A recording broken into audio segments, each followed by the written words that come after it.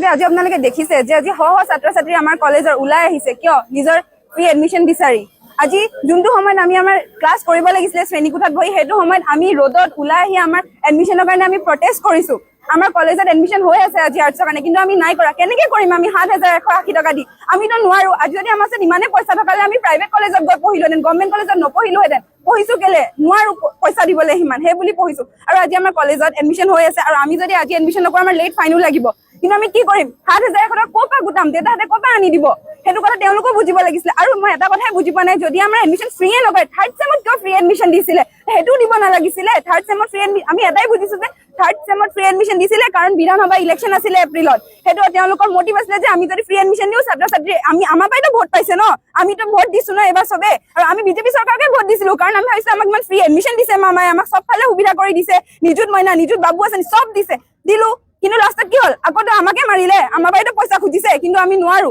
আৰু যদি আৰু অহা বছৰ আকৌ 27ত নেকি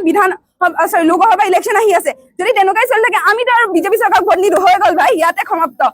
আৰু তেনেকুৱা যদি চলি থাকে আৰু এনেকুৱা যদি হৈ থাকে ড্ৰপ আউট ৰেট বাঢ়ি যাব অসমৰ সেইটোৱে বিচাৰিছে নেকি অসম চৰকাৰে লাষ্ট পাব লাগে অসম চৰকাৰে ক'ত আছে আমাক চকু মেলি চাওক আমি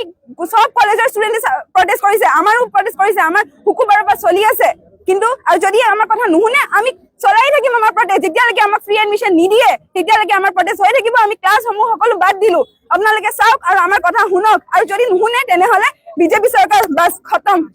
সমাপ্ত ইয়াতে ধন্যবাদ।